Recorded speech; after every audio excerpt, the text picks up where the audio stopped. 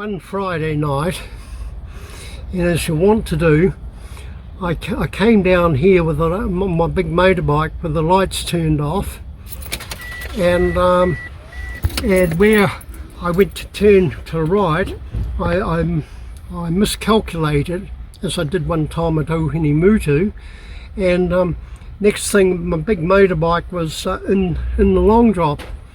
The four walls completely exploded out, the roof went flying in the air, the seat in that was completely demolished, probably still somewhere in the river, and for the result of that was, after that they relocated and put a more improved toilet facility, and so I credit myself for the first proper upgrades that were done here. That was in the days that they still had the original Constabulary Bridge that was put in here. Yes. So questions never asked, what was I doing in this huge charged up motorcycle without my lights on at night?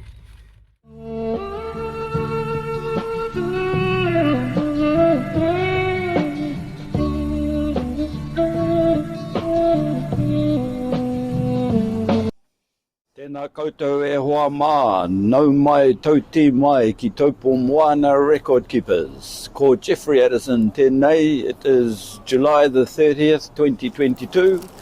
You are in the company of Jeffrey, Te Whaitaima TeWhare, and Perry Fletcher. We are sitting outside the fine fettle, and we are looking at a map of where we are going today. Perry. Well, we can know exactly where we are, even with a global positioning, but if we were lost, we're still lost.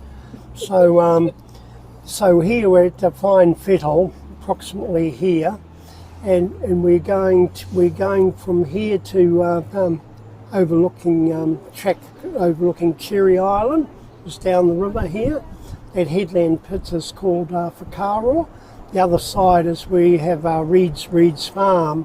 So to get our bearings and to talk about that Cherry Island, neighbouring island, and after that we're leaving and going parking past the control gates, and then we'll be walking along this piece here, and we'll intend to look at the site of the first tenafar of the river system, which Jeffrey will talk about the proverbs and traditions and that concerning tenafar.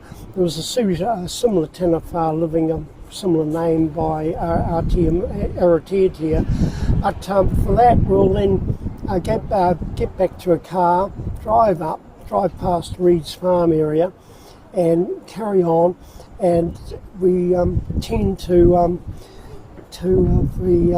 get parking to get into across the Hooker Falls, and from there we'll look at the higher lookout, higher vantage point above the falls, and we'll talk about something of the history and general history that the public and people don't generally know about. And for that should fill in a little bit of time, and the weather is got a breeze. It's a pleasant day. Tomorrow I believe is going to be wet, and we've had some terrible weather up to now. Well, I for one am itching to see these places and hear about some of the history connected to our awa, Waikato, te mātāpuna o te awa, the headwaters. Yeah. Okay. With a little add-on to the maps, we haven't really gone anywhere. We're across the road because at the moment we're completely blocked off with ambulances, police cars and others.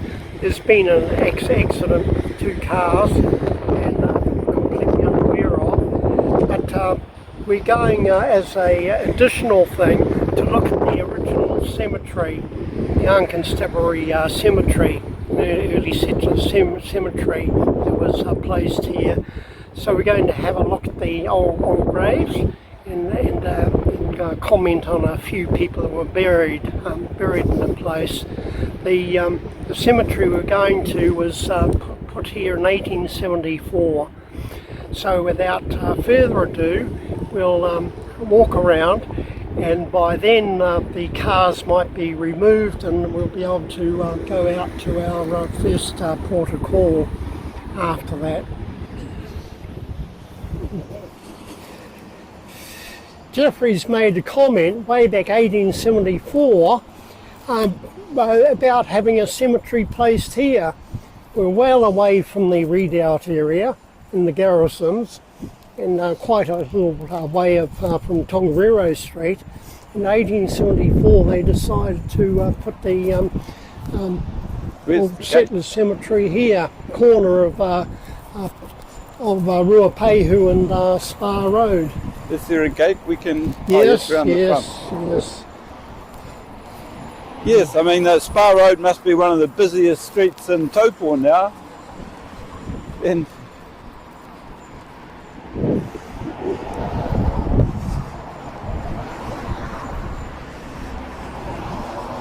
oh, nice. You would think it was so busy, 1874.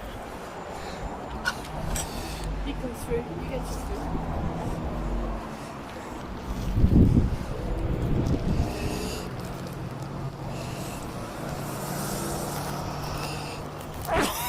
Samuel Walker, he was the army surgeon, he was the surgeon for the Unconstabulary. We've just come away from the Fine Fettle, which is in Parahapi Street. Surgeon Walker attended Parahapi, his wounds. So everything's very close in its proximity, isn't it? Isolated back in 1874, but here they've got a street named after the very chief that he attended to his wounds. He was shot in the spine. So that's the first cemetery. When you start looking at the others, Corley and others, quite a few of these people, you've got some headstones marked, actually half the people here drowned. Half the people here drowned in the river. They're still trying to put a bridge and things across in those days. So drowning was quite a common thing. So these old names are Parahapi, and were names of the people at the time the surveyors were making their things. Parahapi had already died in 1869. Late 1869, but other streets were of the people who's who were around at the time, like Ohepa Tamamutu. We got Tamamutu Street, a contemporary chief of for Oronui, and Parahapi was the Hatapi area, and all lands on this side, and then you had Poihipi for Poihipi Road. And he was the chief for the people at Nukuhau and all those areas. But there are other people, but if they weren't officers and that at the time that the surveys were made, their names don't go on the streets. So people would suddenly, with the surveyors, I want my name on, you know, and that's why you got Northcroft, Captain Northcroft. So he's got his name on, and Lowe's only captain at the time. But one of the people we had early last year, about colonialism and parihaka and terrible things that went on with the passive movements and resistance, was the Roberts. Now, when they wanted all the name Hamilton removed, name this and that, and terrible colonialists, and killed Maori and everything else, but one of the worst ones was Roberts. Can you start out with tell us a little bit of the pre-European history to how it got to be in the ownership and state it is today, because it's quite an interesting story, isn't it? I found. It was fully in Maori ownership in the 1980s. Up until the 1980s? 1980s. Okay. And so starting... People of Maori descent, dollar over mana. Mana over money, money over mana. And this is like everywhere else. They that they bought in. So the people bought out the other Maori people's shares. They overrode an Urupā committee, and where there were 3 known burial places here, who said there weren't any. And then they claimed that, oh, there was one grave, they took it up to the modern cemetery, and when that was tested in court and that they found out they'd been making out only one. And then they said, oh, what are you worried about? There was only cherry trees here in 1900, and there was no history at all. And yet when they were developing the island, the workers and that were picking up adzes, stone adzes, no history or anyone before 1900, and they were displayed for a while here. But the people there then managed to get a secure title, and then they sold the whole lot off to foreign interests. And since then it's privately owned, and it's been completely closed off to the public. And yet its history, you asked me about the history here, and well, the history connects here, and just round the corner, just slightly outside is a neighbouring, much smaller island. Is it owned by the same people who own Motu Tahai? It's a good word, that Tahai, stolen island. Yeah, that's it. Maybe you, Jeffrey, Yes. to look at this, because the whakapapa here connects, wouldn't exist to Whaitaima, any mana on anything if it wasn't for the connections here. And the people here in the whakapapa also owned the original area of Nukuhau, and the people, anyone to Whaitaima descent are connected here. But do they know any of this? You can, with bated breath. Be careful, don't step back. Well, yes, but if you do fall, make sure it's on film. So, yes, Motu Tahai, that is the old name of this place. The former, it's also Painoa number 17, Te Huka Painoa. It's a former island pa on the Waikato River occupied by Te Rangihiroa and Te Hawaiki. These brothers lived in the 18th century both here and upstream at Te Rangihiroa's pa, Tapuai Haruru. A half-brother, Kapawa, built a pa at Omonu. From these important 19th century chiefs descended was Hohepa Tamamutu, Poihipi Tukairangi and Te Hiauhiau Tukino. And there's a whakapapa here stemming from Tu Te Te Whā Te Tuatahi, nā ka te rangiita, nā Tamamutu Te Tuatahi, and nā Te Hawaiki, Te Rangihiroa Te Tuatahi, and Kapawa. So that's a whakapapa that just links this whenua and its previous occupation, weaves that into the larger thing. Marete is a whānau name.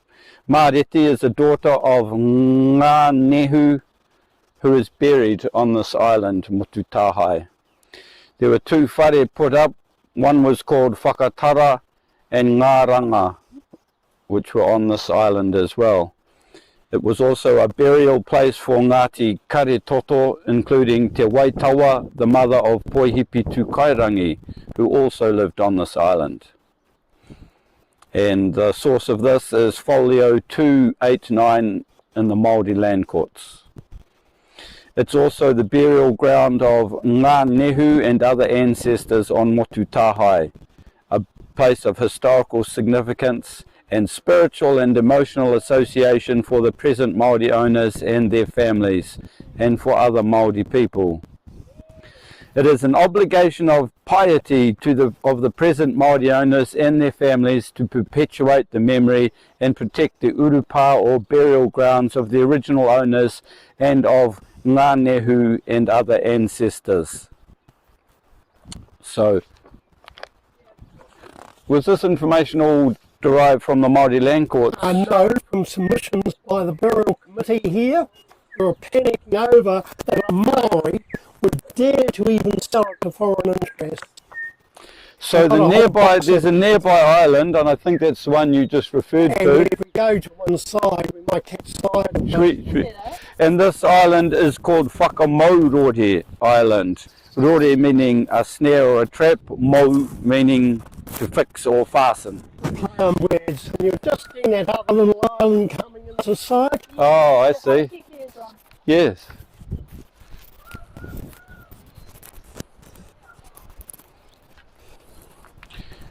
And that's the adjoining little island.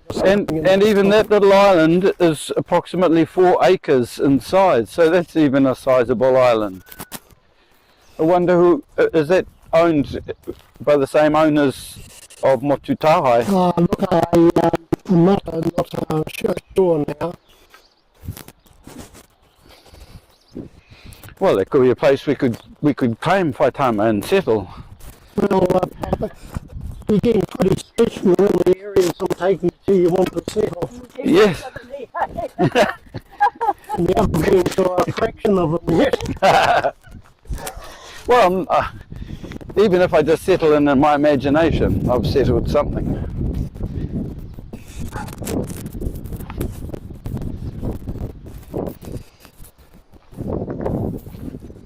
So here you see it going behind it, the river. Yes. So it divides this one from the other island. Wow. Just see a fish jump? Probably.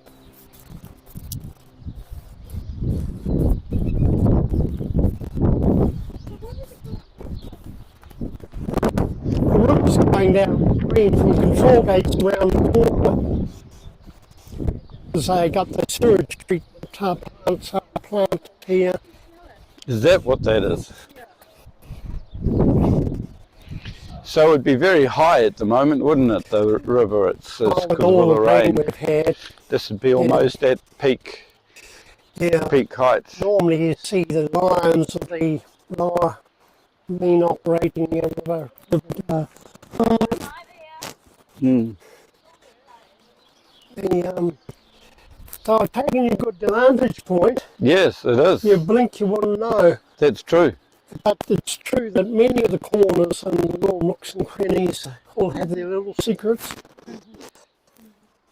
The use of this island is as a burial place, whakamoi, to die, to put to sleep, as a repository for the dead.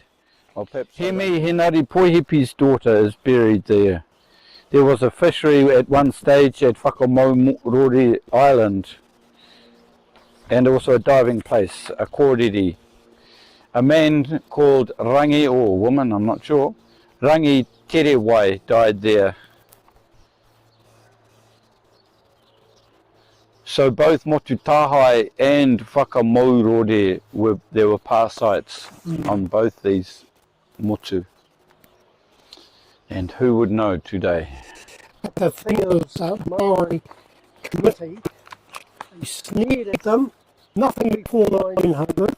They didn't want to know all this, anything courts, appeals and that, and they only wanted to sell it to put money in their own pocket and to sell to private interest. So Maori 100% land title to 1980 with all that history in that, and then they denied to do any burials, and yet look at the names who are coming up with. Yeah, and they're And not these just... are prominent people. Yes, not the, they're not just any names, they're the descendants of chiefs. Chiefs. Rangatira, Te connect now Katoa. to Perry Fletcher and all around the district. So do you know yourself the location of the different urupa on that island? Well, when they modified this, they levelled that, they threw away this, they collected a few adzes, and there was a marker, a stone mark at the other side, but Gail Leaf got involved, and with that we couldn't even get access with her doing a thing. When Eddie Aubrey, who's mentioned in that Yes. hooker thing, he came, he looked mate for me, he went on the island, he said there might be something there. By the time I arrived, everything's been done. And this is why people do not want what they consider an outsider when he and others aren't even from this district any more than I am, want to get into the controlling thing. with their meetings and everything else. And so that was another negative thing here. It didn't matter whether we had them identified or that, they were determined to sell them to foreigners. They were going to put 17 chalets up here. 17. The foreign interests bought this land on the idea that they were they wanted to build 17 chalets, and right along they're going to have everything level with the chalets and big income for the sale. And why aren't there 17 chalets here? And this is a big commercial thing. No parking. No parking. Hooray! No parking. So you see, they didn't even do the formality of Due going diligence. to the council to see what they could or can't do. So often when these things are turned down, it's not before bulldozers and modification and damage has been done. And in Marion Park here, they'll then walk away shaking their heads, and they've ignored everyone else on the cultural and the historic sensitivity of these places. And so that's another ongoing story of many developments that are happening throughout New Zealand concerning some of these places. Well, here we go. What gates are we referring to? We're not talking about that indecently wealthy gates of the America wealth. Gates is abbreviation of control gates, whereby the Control Gates Bridge was built and opened about 1942, and that controls the water all the way down to the reservoirs and that from the lake here to half a dozen dams or so downstream, and so it plays a critical point. It's constantly monitored in Hamilton, so if you walk across the bridge and wave, you'll be picked up in Hamilton with all their countless sensors are there. But for the control gates, the present bridge crosses pretty well over where the old Constabulary Bridge was put in place there. But what confuses people is the landmarks here, and up here by those trees was a place called Ngā Awa Purua. Awa Purua. Ngā Awa Purua. Yes. And we actually went to Ngā Awa Purua. We did. So there are about 4 of that name down the river. So this is the first Ngā Awa Purua. But Is it P-U-R-U-A? P-U. Yes. See? P-U. Awa Purua. Purua. Now with this, what alters the geography around here is that the Waikato River is coming through here, but where the original river went came through here and right at the back over here. So should we have a little walk along there So now? we'll go for a little walkies.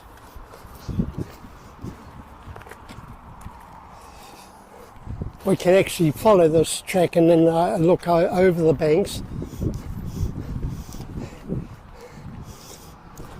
And the river came out and more or less hard toward those banks.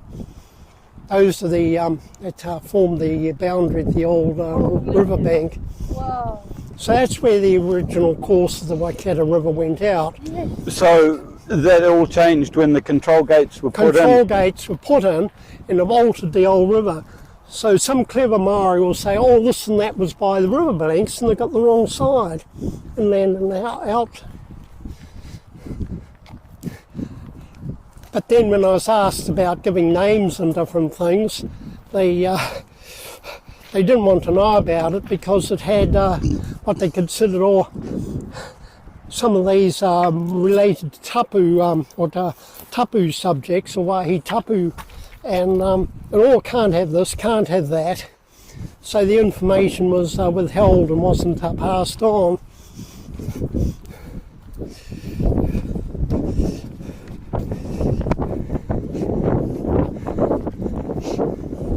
That's the old road went up here. The old road. Bridge came through.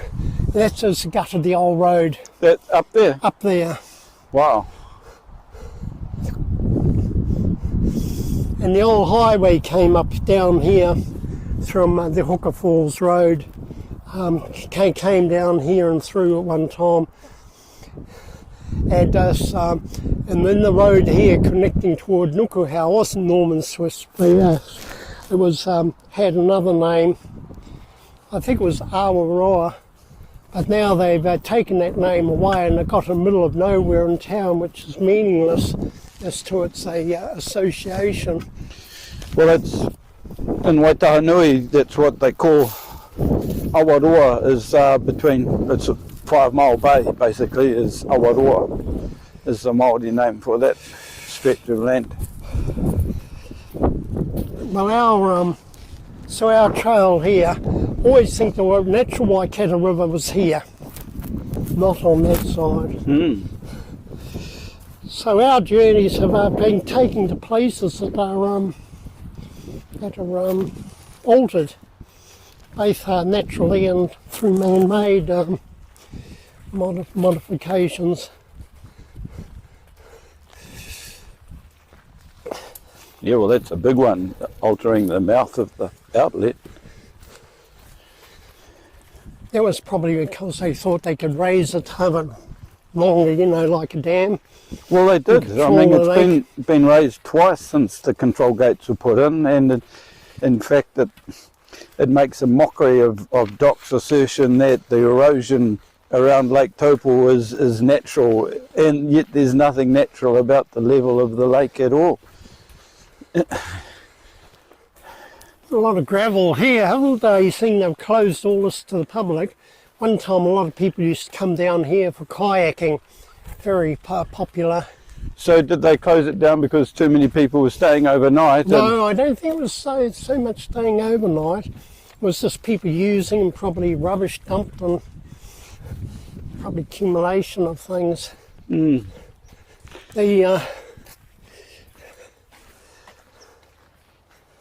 Walking on the old riverbed. Hey. Come on. Hello. Hello. Having your day. Having your day. Bye-bye. There was a series of houses built about 1905, 1904. We're up the top there. No, at the bottom of the banks here. Oh, wow. Where the track continues. There was about half a dozen houses, or about 5 houses. They all look alike. The only one that survives now is that one you saw when you went into Jim Hills off the side of car park. That one was put in. The carved one, the one that's got carvings around the front of it. That's in. Yeah, to the left. To the left. Yes. Sort of all by itself. Yes. I got photos of the cranes when it was relocated up to Nukuhau, and then when it was taken. Out so to I've taken a Wairake. photo record of shift before it's gone to its present place. So that was one of 5 such places that were here.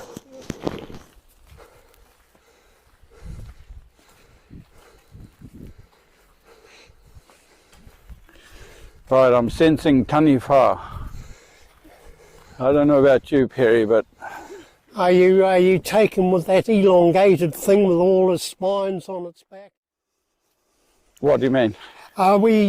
We said about the first of the Ngāo Puruas, and now we're going on site to the first of the taniwha for the whole river systems. Ko Purua Te Ingoa Te Taniwha. Is that the name of the taniwha? No, it isn't. And as I say, you said that woman, there was only one. And this is how they show their ignorance, not knowing, but by opening their mouths. There's only one when there's dozens.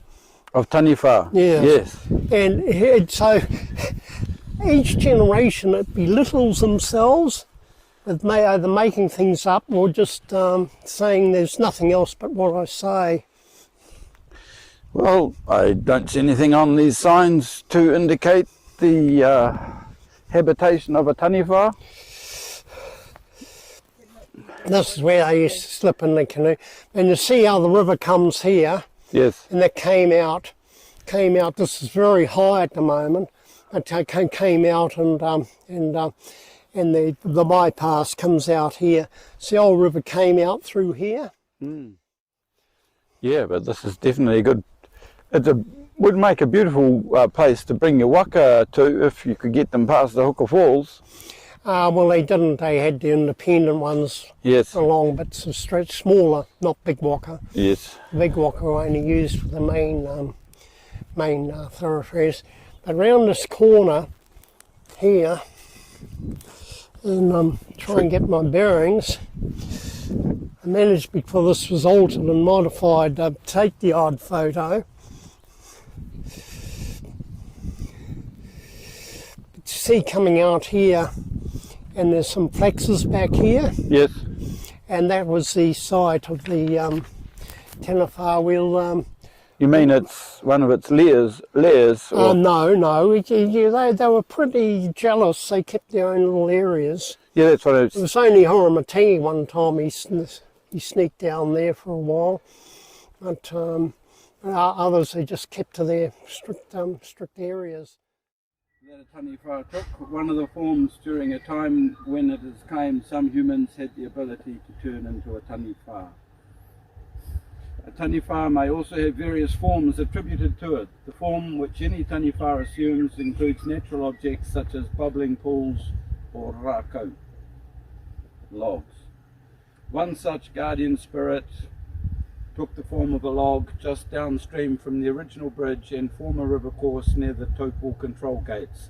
This log is a TeWhare called Te Rākau Whakamataku. Te Rākau Whakamataku. Named after a large tree lying in the water.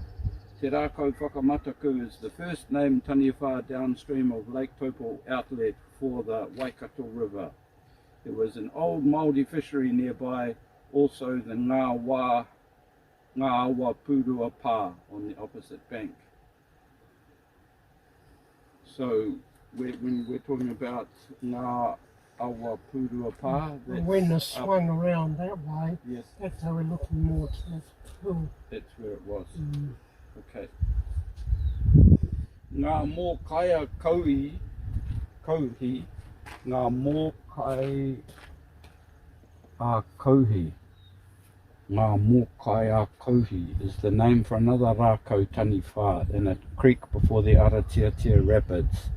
Sometimes ngā mō kai kauhi may change its form, becoming a large eel to enter the river. I have several accounts about one person who changed into a TeWhare, where the tellers of the story either saw them as natural objects, others as supernatural. Their accounts include various natural elements, bubbling pools, caves, death, and metamorphosis, all revolve around a man called Whitianga. Where did the idea of TeWhare originate? The word in the islands for a tiger shark became, in New Zealand water environments, the word for a guardian shark, a TeWhare. Which islands, I wonder? Wena no. So look Te at that. Rākau Whakamataku is the name of the, and Whakamataku means to be frightened of. So a log that makes you feel fear. I've taken a photo of it The log itself. before the council got all priests tidying up, putting their tracks, their gates and everything else. So I did capture that. I have seen pointed out where the eel is, in this little creek downstream of the Aratiatia. So some of these places I've personally gone to verify what can be verified. But anyway, so this is the first of a long journey, and you can have 1,000 people talk about TeWhares up and down the river, but very few would personally know what's their back doorstep, these places. So where we're going, most record keepers are places that are lost to both Maori locals and in all my years, Perry, I've never heard the names of those two TeWhare that you've mentioned. That's right. So that's fantastic. And not only do I know the names now, I know where they hung out.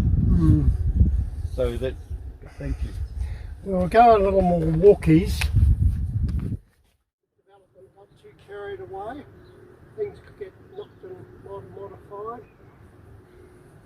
But it was only a relatively minor thing to be concerned with. But the thing is, it's noting these places, and it's the streets and location. And from the last of the houses there, and where they take up, that's suddenly into Maori land, straight past there, and that's at headland. There's the Whakaaro headland. Go a little bit around, and we might be able to get the photo vantage.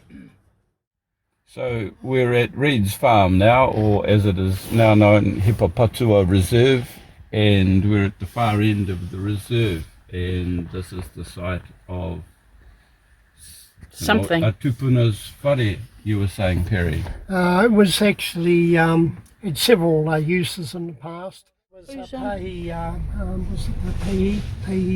the father of Poihipi Tukaringi. He had the equivalent of a paramount chief up this end of the lake. But, Thank you. So that's another island in itself, isn't it? Going all the way down there, there's rivers, water's going that far side, and that's the one I've got a name for. Cool. And but further up at the banks on the right had some earthworks on them at one time. Doc has the soundness. So what they do, they plant all this in trees. And they obliterated the channel to divert this river to make the first hydropower here.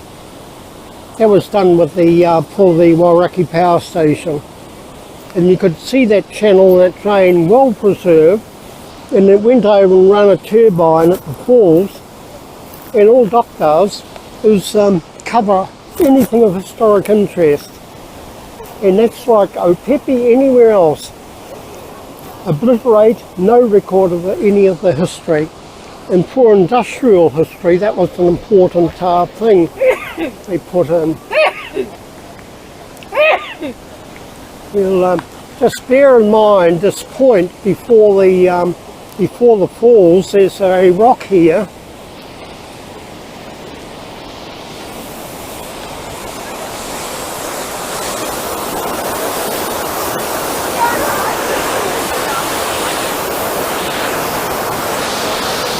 At Ty's Car, there's a couple of rocks just round the corner here, and so we'll get back to those in a few minutes, connecting this here.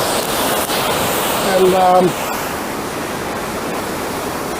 yes, but the old bridge used to go built first by Young Constabulary. this bridge here. Not this is the modern one. The first bridge was put by the Young Constabulary. They put one here, they put one at Taupo. So they had the engineers. Right. Protecting skills here.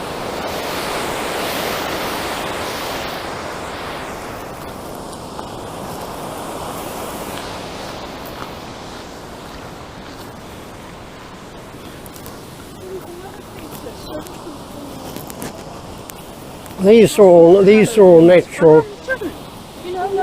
No, okay, the Reed's Farm. The same sort of stones, formations.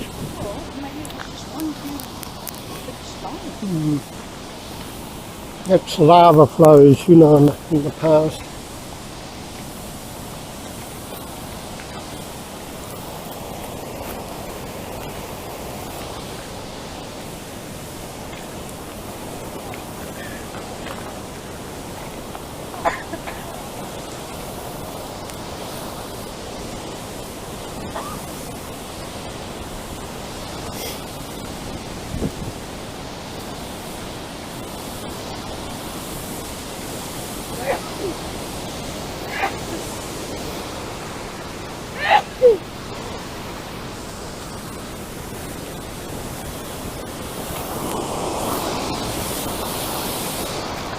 Like Cherry Island, where names of whare, names of people are buried here, all gone. They used to have a long drop toilet. Yes. That was about all. And then a bit of a bridge in the track. No railings or guard things. Really? Right, here's a bit of background information about Te Huka or Huka Falls. The first known tourist was 400 years ago when Rahurahu had come to see the Rere, Te Huka, where Tamatea who was drowned by the canoe going over the falls. Rahurahu went back to the Ngāti Whawa and Ngāti Tahu Kainga at Ngā Awa Purua. Another early account tells us, ages ago, so the tradition goes, a number of tribes of the Ngāti Hau came on a visit to the Ngāti TeWhare of Taupo. The former experienced canoemen boasted of the rapids they were accustomed to shoot when navigating the Whanganui, pointing out at the same time that the Taupo natives may well sail with ease over their beautiful lake. But the Ngāti TeWhare gave their visitors to understand that they could boast of rapids that no canoe could shoot. If you show us, we will navigate them, exclaimed the Ngāti Hau, and the challenge was taken up, the only stipulation being that the Taupo tribe would furnish a pilot to the head of the rapids. A war canoe was launched, and 70 of the Ngāti Hau getting into it, the swift craft shot down the Waikato, then over the first rapid, and over the second, when at a jutting point of rock, the pilot of Ngāti TeWhare leapt ashore, and in a second more of the Ngāti Hau swept onwards to their doom over the falls. There's another count in The Rock of Courage by T. Heath. When Harakeke from Tokanu went to Rotorua, he persuaded the wife of Taua, a rangatira of the Ngāti Tūnoho Pūhapu, to run away with him. Taua and a small group of warriors set out in pursuit. They camped on the bank near Haere Huka. They were met by a party of Harakeke's warriors near Wairake. They fought and were defeated. Retreating back to their camping place at Haere Huka, Taua's men wanted to return to Rotorua for reinforcements. Taua pointed out and compared them to the large black rock the river torrent swept over, sometimes hidden but always appearing as strong as ever. Their arguments flew over his head like spray. If they returned to Rotorua, it would be to face ridicule.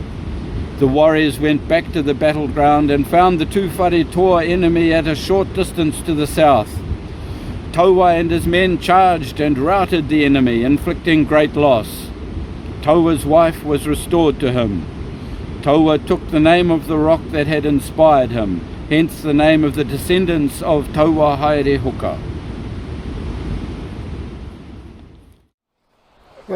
Just so that we've got... Wilson Record Keepers, a story without end. Yes. Right, here we are, folks. We're at the end of our little exploration today, at the end of the Huka Falls, and about to return. It's been a very successful little walk and talk. Hope you've enjoyed it. Mā te wā. Mā te wā. Anything you'd like to say, Perry, about our little jaunt today? So we went to the places we went to. Well, we started off inadvertently at the colonial, the old cemetery. Yes. And then from there we went to the, on the trail of the first of the tanawhas of this mighty long river. Whose name is Te Rākau Whakamataku. A bit ominous. And then a brief stop at the Reed's farm. They used to have a lot of activity way back. AKA Hipapatua Reserve. And then back to where Huka fell. And it's still falling. Karawe. So in the quiz question answers for anyone that ever perseveres, they'll get more enlightenment. Yes, there are two taniwha names in fact. Yes, I didn't hear you say the second one. Te Awa Purua. Oh, that's the name of the pa. Okay. Awa Purua. We just have to wait till the Yes. it's edited. We just have to wait For until Perry's this is pop-up edited. quiz. For Perry's pop-up quiz. The other one was by a little stream, side creek. It was. And last time there was a huge resonant eel That's there. right. Mm. Tūna roa. All right. Until we meet again, ka kite anō.